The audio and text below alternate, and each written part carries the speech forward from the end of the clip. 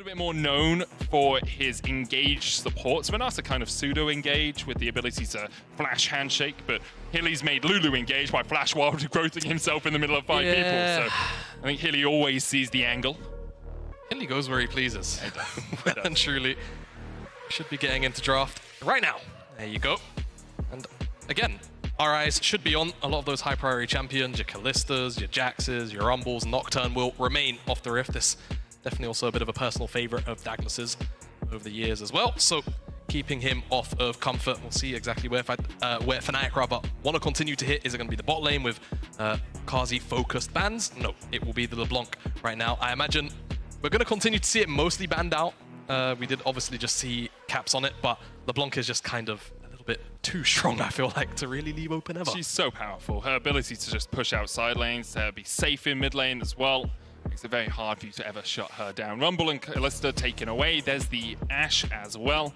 Wonder if Fnatic are looking for that first pick of Felios. Obviously, Noah very comfortable on the champ. Very, very comfortable. Vitality could also opt to not ban away the Varus and try and kind of make Noah make the decision on what ADC he may want first pick. Caitlyn also an option on the list if they need to continue to fall down the list of AD carries.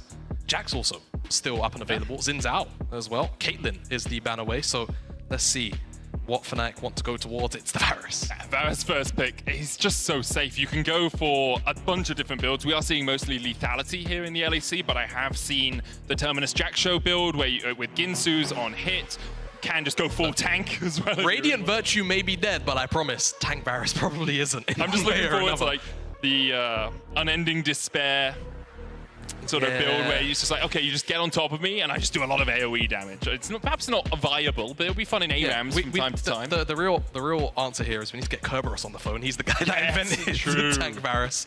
See how he feels. But Xin Zao, as kind of expected, very powerful. Does mean that Jax is up and available as a potential flex and answer into it in the jungle. And that second lock-in there for Team Vitality is Lucian. So probably opting towards a Milio, or of course the Nami is the other option. Personally, to me, I feel like Milio just makes Lucian scale even harder than the Nami does. But of course, the options are in Hylissang's hands. And speaking of hands, Handshake will be available to Jin as he goes towards the Renata. And it just gives you so much safety, right? You can go for a poke Varus with a bit of poke from the Azir. Renata stops any engage that comes out from the Xin Zao or the Lucian dashing forward.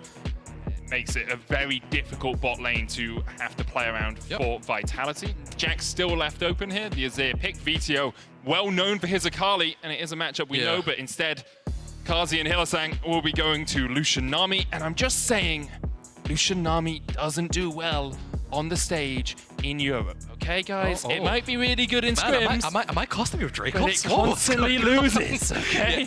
I mean, Fnatic did make Vitality have to choose between their mid lane and their support, and feels like Vitality did not want to give up to support bans and maybe go on to something a little bit subpar into a Varus Renata lane.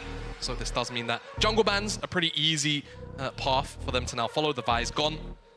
Plenty of other engage champions that Resort could be very happy to go towards. Should likely be the options here, as there's the Orianna. VTO, you probably expect an Akali ban second here, but maybe they leave it up. Maybe they want them on the Akali. There's an answer waiting in the 4-5 for Fnatic. I mean, the problem with Akali is into the Renata, you already have a bunch of safety for your backline. If the Varus is building tank as well, you don't have that Storm Surge, just pure burst. So it can be a little bit difficult for Akali to play into those champions. Can still just ban it away because you don't want to play against VTO's Akali. It's literally the champion that really made his name in the LEC, picking up Quadra after Quadra when he joined with Misfits Gaming. But there's the Orianna, the Vi and the Jarvan removed by Team Vitality. They don't want Razork on anything that has that early impact. The Jack's still left open. Gragas taken away from Photon or even from VTO in the mid lane. We have seen that flexed a little bit. What will the option be now for this mid lane? So pinched.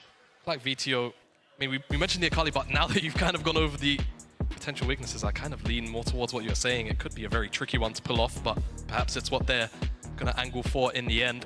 Fnatic, though, what will they look towards is now it's going to be the Jax in for Photon. So holding VTO's pick to R5, kind of giving him the opportunity to just see the whole composition here.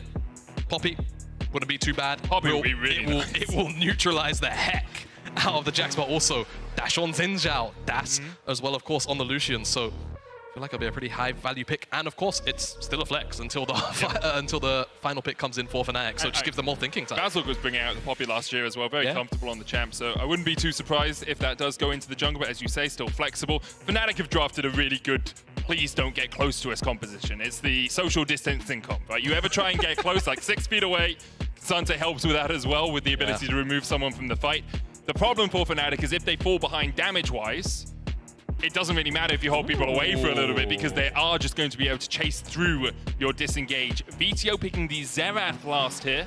Long range, lots of poke, maybe will help getting the Fnatic members low enough for the engage to really work. And this is a really decent Xerath angle for the other kind of side option here of there's not a bunch of hard engage for Fnatic, right? It's pretty conditional and very short ranged at best. So VTO should have a pretty decent time in the mid lane, farming up, scaling up, getting to that kind of 2-item mark around the 20-minute point of the game, and then kind of just chunking people out really heavily. So I like this last-minute pivot for VTO. And it does give Vitality, to me, a lot of options around trying to answer the poke of what we expect to be a lethality Varus. And I feel like now there's a lot of pressure on Fnatic to try and shut down the mid lane if possible, and then try and shift that pressure down towards the mid lane where they've got that very strong 2v2 in the very volatile lane of the Varus Renata and the Lucian Nami. It's going to be really interesting to see how these teams actually butt heads on the Rift, because we've talked a lot about, disengage into